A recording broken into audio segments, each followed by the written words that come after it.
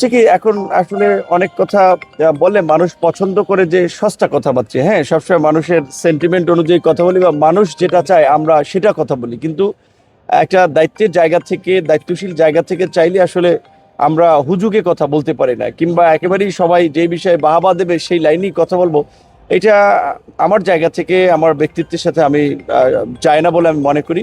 তো রাষ্ট্রপতি আপনার আজকে অপসারণের জন্য বিরোধী দল সেখানে প্রতিবাদ করেছে, প্ল্যাকার্ড তুলেছে, এটা ভালো, এটা তাদের একটা গণতান্ত্রিক অধিকার, তারা করেছে। কিন্তু আমার প্রশ্ন হচ্ছে যে এই রাষ্ট্রপতি তো প্রায় গত 2.5 বছর রাষ্ট্রপতি হিসেবে দায়িত্ব পালন করেছে, এমনকি আজকের বিরোধী দলীয় চিফ হুইপ থেকে শুরু করে অনেকে সংসদ সদস্য তারা তো আপনার রাষ্ট্রপতির কাছে শপথ নিয়েছে। তো সেদিন তারা এই গার্ডসটা দেখাতেন, এই ব্যক্তিত্বটা, এই পার্সোনালিটিটা দেখাতেন যে না, আমরা গণ অভ্যুত্থান নেতা, আমরা গণ অভ্যুত্থানের সংগ্রামী চরিত্র, আমরা এই ফেসিবাদী রাষ্ট্রপতির কাছে শপথ নেব না। সেদিন তো দেখাতে পারেন না, অর্থাৎ ওই যেটা বলে যে নিজের প্রয়োজনে জায়েজ আর অন্যের প্রয়োজনে এলে সেটা হারাম, এরকম একটা ফতোয়া। তো এইটা আমরা মনে করি যে এটা আসলে মানুষকে বিভ্রান্ত করা, একটা আইওয়াস কিংবা মিডিয়াবাজি করা, আলোচনায় থাকার জন্য আসলে এই ধরনের অবস্থান গ্রহণ করা।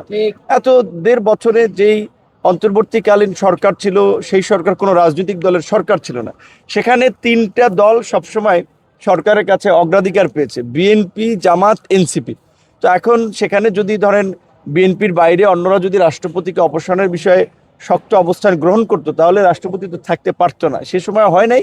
বাস্তব কথা হচ্ছে এখন সরকারি দল বা বিরোধী দল সবাই আলাপ আলোচনা করে একটা সিদ্ধান্ত নিতে হবে, কিন্তু আসলে একটা সিনকেট করে কিংবা আলোচনায় থাকার জন্য সংসদ সম্পর্কে একটা নেতিবাচক ধারণা দেওয়ার জন্য যদি কিছু কিছু পদক্ষেপ নেওয়া হয়, সেটা আসলে তাহলে মানুষকে ওই পুরানো সংসদের স্মৃতির দিকে নিয়ে যাবে। আমরা তো চাই যে এই সংসদ হবে ইনক্লুসিভ, এই সংসদ হবে গঠনমূলক, এই সংসদ হবে প্রাণবন্ত, নেতিবাচক আলোচনা হবে। সেখানে যদি আমরা শুরুতে একটা নেতিবাচক ভাইব ক্রিয়েট করি, একটা নেতিবাচক বিষয় উপস্থাপন হয়, তখন কিন্তু মানুষের মধ্যে আসলে নেতিবাচকতা ছড়িয়ে যায়। তো আমার আবেদন থাকবে যে আমরা সবাই পজিটিভ মাইন্ড থেকে, পজিটিভ চিন্তা থেকে যেভাবে সংসদকে কার্যকর করা যায় এবং জুলাই গণঅভ্যুত্থান পরবর্তী এই সংসদকে বাংলাদেশের ইতিহাসে একটা কার্যকর, ঐতিহাসিক, গঠনমূলক সংসদে যেন পরিণত করতে পারি, সেজন্য আমার মনে হয় রাস্তার আন্দোলন কিংবা একেবারে মুখোমুখি অবস্থান, ওই ধরনের কাঠখোট্টা বিরোধিতার চেয়ে বরঞ্চ আলাপ আলোচনার মধ্যে দিয়ে আমরা অনেক কিছু সমাধান করতে পারবো। এখানে তো সবাই আসলে বলা চলে লাইক মাইন্ডেড পিপল, বিএনপি, জামাত, এনসিপি, গণ অধিকার, অন্যান্য যারাই আছে, আমরা তো সবাই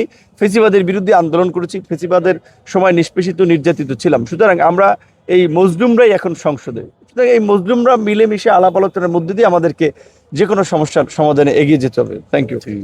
তরুণ কাছে এটা বলবো, অনেক মানুষ মনে করে যে রাজনীতি করতে টাকা লাগে, মামুর জোর, খালুর জোর লাগে, জ্ঞাতি গোষ্ঠী বড় কেউ না থাকলে রাজনীতি করে আগানো যায় না। সেটা তো এই সংসদ প্রমাণ করেছে। আমরা জিরো থেকে তো আজকের এই অবস্থানে এসেছি এবং বিশেষ করে ছাত্র আন্দোলনের মধ্যে দিয়ে আমাদের যাত্রা শুরু হয়েছে। আমরা পড়াশোনা শেষ করতে পারিনি, ছাত্র আন্দোলনে জড়িত হয়ে গেছি, সেখান থেকে একটা ধারাবাহিক আন্দোলন সংগ্রাম, সেখান থেকে ডাকসুর ভিপি হয়েছি, সেখান থেকে একটা রাজনৈতিক দল গঠন করেছি এবং জাতির সংকটে আমরা নেতৃত্ব দিয়েছি। আমরা সেটার জন্য অনেক খেসারত দিয়েছি, হামলা, মামলা, জেল, জুলুম সবকিছুর পরে আমরা লেগেছিলাম বিধায় কিন্তু আজকে একটা অবস্থান তৈরি হয়েছে। আমরা কিন্তু হঠাৎ করে কিংবা শর্টকাটে এমপি মন্ত্রী হইনি বা এই রাস্তায় আসি নাই। হয়তো ঠিক আছে, অনেকে অল্পতে সফলতা পেয়েছে একটা প্রেক্ষাপটের কারণে, সেটা একটা ভিন্ন বিষয়। আমরা কিন্তু একটা ধারাবাহিক প্রসেস এবং প্রক্রিয়ার মধ্যে দিয়ে আজকের এই জায়গাটিতে এসেছি এবং ছাত্র অধিকার পরিষদের প্রত্যেকটি নেতা কর্মীর এইভাবে একটা ধারাবাহিক ডেডিকেশন আছে।